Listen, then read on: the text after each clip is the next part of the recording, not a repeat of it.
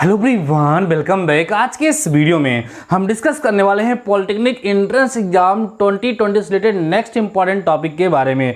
Dear student, जैसा कि आपको पता है कि इस समय हम लोगों ने फिजिक्स के टॉपिक के बारे में डिस्कस कर रहे हैं, जिसमें हमारी यूनिट चल रही है बच्चों लाइट प्रकाश, जिसमें से हम लोग सेकेंड चैप्टर कवर कर रहे हैं बच्चों प्रकाश का परावर्तन गोलीय तलों से अर्थात गोलीय दर्पणों के द्वारा, जिसमें हमने कई सारे टॉपिक्स कवर कर लिए हैं। बच्चों, अगर आप लोगों ने उन सभी वीडियोज़ को नहीं देखा है तो फटाफट जाकर के चैनल पर उन पुराने वीडियो को आप विजिट कर लीजिए, क्योंकि आज के इस वीडियो के साथ गोलीय दर्पणों के द्वारा परावर्तन का जो चैप्टर है वो खत्म होने वाला है। तो आज के इस वीडियो में जो हम टॉपिक डिस्कस करने वाले हैं बच्चों, उसमें से पहला टॉपिक हमारा जो होगा वो है दर्पण का सूत्र, मिरर फार्मूला। देखो बच्चों, दर्पण का सूत्र ऑलरेडी आप लोग जानते हैं, 1/f = 1/v + 1/u होता है। लेकिन इस वीडियो में मैं आपको समझाऊंगा कि इस दर्पण के सूत्र को कैसे प्रयोग किया जाए, जिससे आपको क्वेश्चन को सॉल्व करने में कभी कोई प्रॉब्लम ना हो और आपका आंसर बच्चों हमेशा करेक्ट है। आपने देखा होगा कि सबसे बड़ी प्रॉब्लम जो आप लोगों को होती है क्वेश्चन को सॉल्व करते समय वो साइन का होता है। उसमें पूछता है कि प्रतिबिंब की प्रकृति भी बताइए, तो प्रतिबिंब की प्रकृति हम लोग गलत बता देते हैं, हमारा नंबर कट जाता है। वहां पर माइनस मार्किंग कहीं कहीं होती है, कहीं कहीं नहीं होती। आपको समझ में आ रही होगी बातें। तो आइए हम लोग समझते हैं कि बच्चों दर्पण का सूत्र क्या होता है। तो सिंपली बच्चों, अगर हम दर्पण के सूत्र की बात करें तो होता है 1/f = 1/v + 1/u। बच्चों, ये जो हमने आपके सामने लिख दिया, इसी को दर्पण का सूत्र कहते हैं, मिरर फार्मूला कहते हैं। आइए थोड़ा एक्सप्लेन करते हैं इसको। देखो बच्चों, यहाँ पर जो f है इसको हम क्या कहते हैं, फोकस दूरी कहते हैं। किसकी फोकस दूरी बच्चों?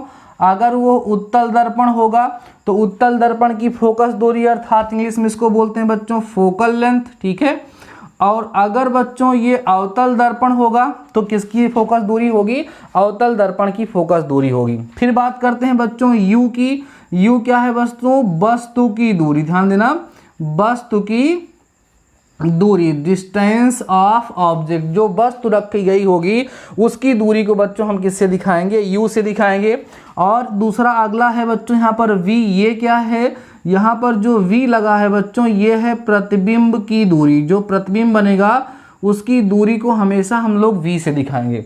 अब बात करते हैं बच्चों कि इस दर्पण के सूत्र को प्रयोग करते समय किन किन बातों का हमें ध्यान देना चाहिए। देखो बच्चों, जब आप दर्पण का सूत्र का प्रयोग करोगे तो उसमें u, v और f का चिन्ह का विशेष ध्यान देना आवश्यक होता है।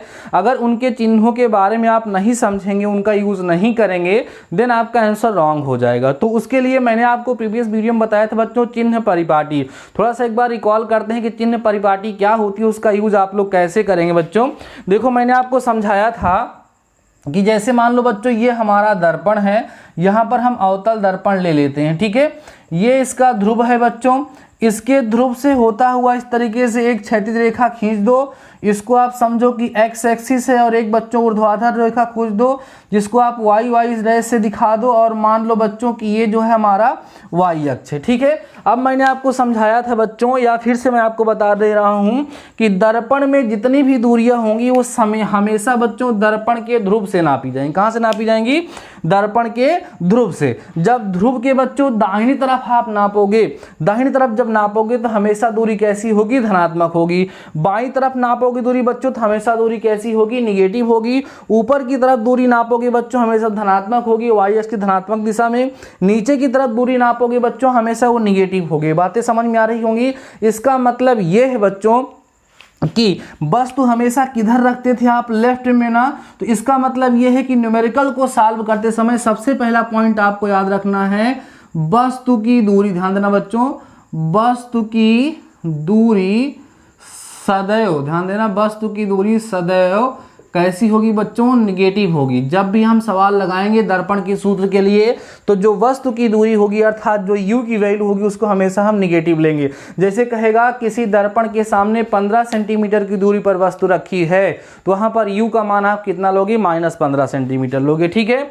अगला बात समझो बच्चों, अगली चीज ये है कि देखो बच्चों, ये अवतल दर्पण है, इसकी फोकस दूरी कहाँ होगी, बाईं तरफ होगी। और जब बच्चों इसकी फोकस दूरी बाईं तरफ होगी तो बाईं तरफ फोकस दूरी माने ये दूरी कैसी होगी, निगेटिव होगी। और जब बच्चों उत्तल दर्पण होगा तो उसकी फोकस दूरी इधर की तरफ होगी, इसका मतलब उत्तल दर्पण की फोकस दूरी कैसी होगी, धनात्मक होगी। तो याद रखना है बच्चों की अवतल दर्पण की फोकस दूरी, ध्यान देना, अवतल दर्पण की फोकस दूरी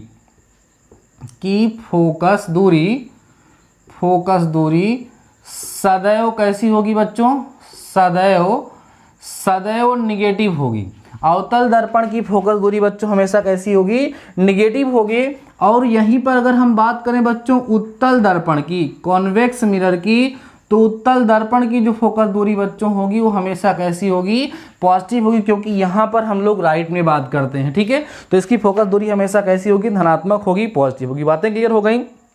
अब बात होती है बच्चों कि जो प्रतिबिंब की दूरी होगी वो धनात्मक होगी या ऋणात्मक होगी।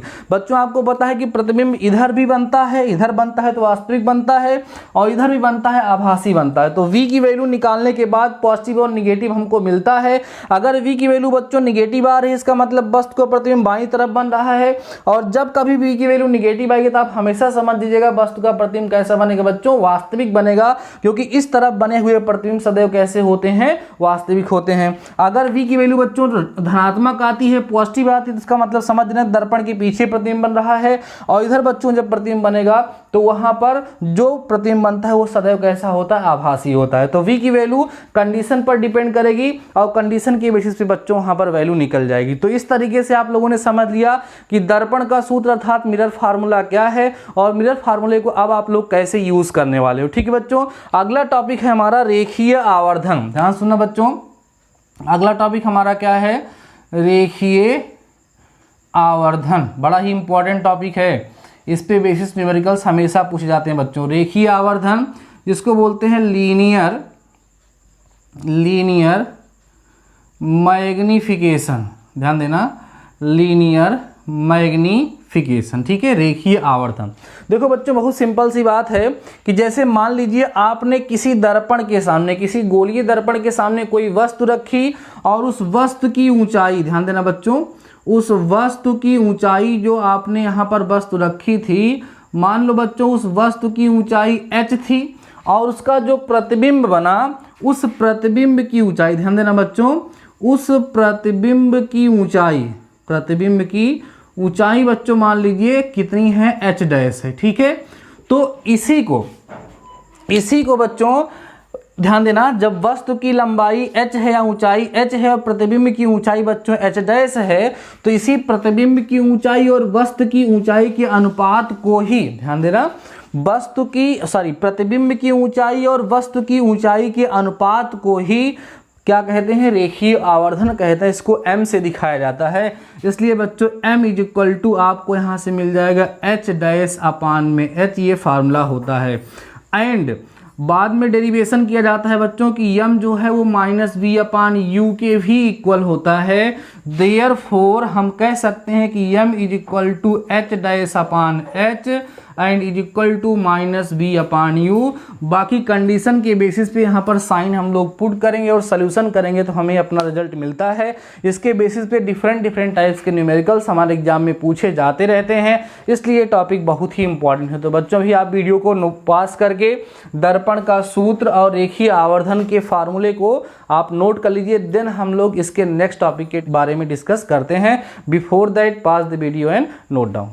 अब हम बात करेंगे बच्चों उत्तल और अवतल दर्पण के अनुप्रयोग के बारे में। कभी कभी इसके बेसिस पे एक क्वेश्चन आपके एग्जाम में पूछा जाता है और कई बार पूछा भी गया है।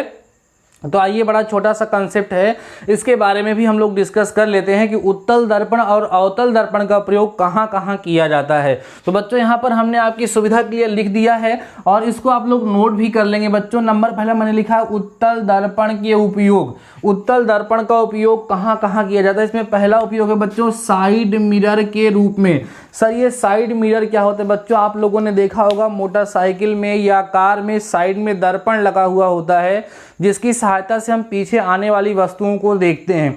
वो क्यों लगता है बच्चों? क्योंकि उससे प्रतिबिंब हमेशा सीधा बनता है। अगर वहाँ अवतल दर्पण लगा देंगे तो वहाँ पर हमें वह जो वस्तु होगी पीछे वाली उल्टी दिखाई देगी और समस्या हो जाएगी ना, तो बिना सोचे समझे ही एक्सीडेंट हो जाएगा। इसलिए वहाँ पर हमेशा उत्तल दर्पण लगाया जाता है जिससे पीछे की वस्तुओं को सीधा हम लोग देख सकें। तो साइड मिरर जो लगता है, ध्यान रखिएगा, हमेशा वो कौन सा दर्पण होगा बच्चों? उत्तल दर्पण होता है। ठीक है, अगले बात करते हैं। सड़क पर लगे लैंपों में पीछे परावर्तक तल के रूप में, सड़क पर जो लैंप लगे हुए होते हैं उसमें जो लाइट लगी होती है उसके पीछे चमकीला कलर का आपको जो दिखता है वहां पर उत्तल दर्पण का प्रयोग किया जाता है। उसका कारण है कि वहां से प्रकाश का परावर्तन होता है तो फैलता है और दूर तक वह प्रकाश बिखर करके हमें दिखाई देता है। ठीक है, ये दो मुख्य उपयोग हैं इसके, जिसको आप लोग ध्यान रखिएगा। नंबर पहला साइड मिरर के रूप में, दूसरा सड़क पर लगे लैंपों में पीछे परावर्तक तल के रूप में। ठीक है, अब बात करते हैं बच्चों अवतल दर्पण के उपयोग, अर्थात अवतल दर्पण कहाँ कहाँ उपयोग में लाए जाते हैं। तो नंबर पहला बच्चों जो अवतल दर्पण का उपयोग है वो है दाढ़ी बनाने में। आप कहोगे सर इस दर्पण से दाढ़ी कैसे बनाई जाती है? दर्पण से दाढ़ी नहीं बनाते बच्चों, दर्पण में देख करके दाढ़ी बनाते हैं। दाढ़ी बनाने के लिए या चेहरा देखने के लिए जिस दर्पण का हम लोग वहाँ पर प्रयोग करते हैं वो ज़्यादा अच्छा तभी को, जैसे तो हम लोग सिंपली अपने घर में जो दर्पण प्रयोग करते हैं वो समतल दर्पण होता है, लेकिन दाढ़ी वगैरह बनाने के लिए जिस दर्पण का प्रयोग करते हैं वो अवतल दर्पण होता है, क्योंकि उसमें प्रतिबिंब बड़ा बनता है और साफ साफ दिखाई देता है। ठीक है, अगला है बच्चों नाक, कान व गले की जांच करने के लिए डॉक्टर लोग अवतल दर्पण का प्रयोग करते हैं। उसको अंदर लगा करके, जैसे मान लीजिए किसी के मुंह में कोई चीज देखनी है दांत को, तो वहां पर दर्पण लगाएंगे तो उसका प्रतिबिंब सामने उसमें दिखेगा। तो अंदर की जो चीजें अंदर तक दिखाई नहीं दे रही हैं, जब उसका प्रतिबिंब उस दर्पण में बनता है तो उस दर्पण में उस वस्तु को हम बड़े रूप में आसानी से देख पाते हैं। तो डॉक्टर लोग जिस दर्पण का प्रयोग करते हैं नाक, कान, गले में या दांत की जांच करने के लिए भी इस प्रकार के दर्पण अर्थात अवतल दर्पण का प्रयोग किया जाता है। ठीक है, अगला है बच्चों परावर्तक के रूप में प्रकाश का परावर्तन करने में। अगला है परावर्तक दूरदर्शी में। परावर्तक दूरदर्शी होती है, शायद आप लोगों ने पढ़ा होगा, नहीं पढ़ा होगा तो कोई बात नहीं, आगे चल के आप लोग पढ़ रहेंगे। तो बच्चों ये इन सभी चीजों में अवतल दर्पण का प्रयोग किया जाता है और यहाँ पर उत्तल दर्पण का प्रयोग किया जाता है। नंबर पहला है दाढ़ी बनाने में, नाक, कान व गले की जांच में, परावर्तक के रूप में और परावर्तक दूरदर्शी के रूप में। ठीक है बच्चों, तो बड़े ही इंपॉर्टेंट कंसेप्ट थे, इनको भी आप लोग नोट कर लीजिए कि उत्तल दर्पण का प्रयोग कहाँ होगा और अवतल दर्पण का प्रयोग कहाँ होगा। अभी हम आपको दिखाएंगे कि इसकी बेसिस पे एग्जाम में क्वेश्चन भी आप लोगों से पूछे जा चुके हैं। तो बच्चों वीडियो को पास करें और इस क्वेश्चन को नोट करें, देन हम आपके साथ डिस्कस करते हैं कुछ इंपॉर्टेंट क्वेश्चन जो कभी न कभी आपके एग्जाम में पूछे गए हैं। Before that pass the video and note down. तो आइए बच्चों हम लोग देख लेते हैं कुछ इंपॉर्टेंट क्वेश्चन जो कई बार आपके एग्जाम में पूछे गए हैं। बाकी इन क्वेश्चन को सॉल्व करने के बाद टेलीग्राम चैनल पे आपको इससे रिलेटेड पीडीएफ मिल जाएगी, उसको आप लोग सॉल्व करके कमेंट में जाकर के बताइएगा कि सारे क्वेश्चन सॉल्व हो गए हैं, आपको कोई प्रॉब्लम हो रही है। प्रीवियस वीडियो के साथ जो मैथ्स का मैंने आप लोगों को पीडीएफ प्रोवाइड किया था उसको आप लोगों ने सॉल्व कर लिया होगा बच्चों। आज आप लोगों को उसका सलूशन मिल जाएगा, जो आप लोगों ने किया है उसको आप मैच कर लीजिएगा, देन मुझे बता दीजिए कि आपको सारे क्वेश्चन आ गए हैं या नहीं आ गए हैं। जो क्वेश्चंस आपको उसमें नहीं आए होंगे बताइएगा, उसको हम सॉल्व करा देंगे। तो ये बच्चों कुछ इंपॉर्टेंट क्वेश्चन देख लेते हैं। पहला क्वेश्चन हम आपसे कर रहे हैं, इसमें बोल रहा है कि एक व्यक्ति अपने सामने रखे दर्पण में अपने से बड़ा प्रतिबिंब देख रहा है, वह दर्पण क्या है? बच्चों जब कभी भी किसी वस्तु का प्रतिबिंब दर्पण, जैसे कोई वस्तु है या कोई भी व्यक्ति अगर दर्पण के सामने खड़ा है तो दर्पण के काफी पास खड़ा होगा। ठीक है, जब पास खड़ा होगा और उसका प्रतिबिंब बड़ा बनेगा, ऐसी कंडीशन कब आती है? अवतल दर्पण में ना, क्योंकि अवतल दर्पण में जैसे जैसे हम दर्पण के पास जाते हैं वैसे वैसे प्रतिबिंब बड़ा बनता हुआ नजर आने लगता है। कभी कभी ऐसा होता भी है, कहते हैं कि एक दर्पण के सामने किसी वस्तु को उसके पास लेकर के हम जा रहे हैं और उस वस्तु का प्रतिबिंब बड़ा होता चला जा रहा है, बताइए वो दर्पण कौन सा है? तो आंसर कौन सा होगा बच्चों? अवतल दर्पण आपका आंसर हो जाएगा। इसका ऑप्शन मैं बोल देता हूं।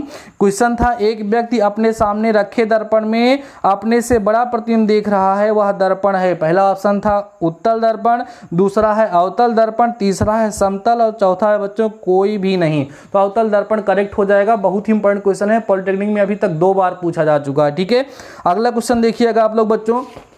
अगला क्वेश्चन कह रहा है कि एफ फोकस दूरी वाले उत्तल दर्पण के सामने, ध्यान दो, कह रहे हैं कि एक दर्पण है जिसकी फोकस दूरी बच्चों कितनी है? एफ है। ध्यान सुनिए, कह रहे हैं एफ फोकस दूरी वाले उत्तल दर्पण के सामने एफ दूरी पर एक वस्तु रखी है, इसका प्रतिबिंब बनेगा। सिंपल सी बात है, अनंत पर, क्योंकि एफ पर रखी हुई वस्तु का प्रतिबिंब जो है बच्चों कहाँ बनता है, अनंत पर बनता है। तो ये आपका ऑप्शन यहाँ पर करेक्ट हो जाएगा। ठीक है, अगला क्वेश्चन सुनिए बच्चों, कह रहे हैं एक चालक की ओर का दर्पण, ध्यान सुनिए, एक चालक की ओर का दर्पण जो कि पीछे से आ रहे यातायात पर नजर रखने के लिए होता है। अभी मैंने बताया आप लोगों को बच्चों कि यहाँ पर किस दर्पण का प्रयोग करते हैं हम लोग, उत्तल दर्पण का प्रयोग हम लोग करते हैं। साइड मिरर के रूप में हमेशा उत्तल दर्पण का प्रयोग किया जाता है। अभी हम लोगों ने डिस्कस किया।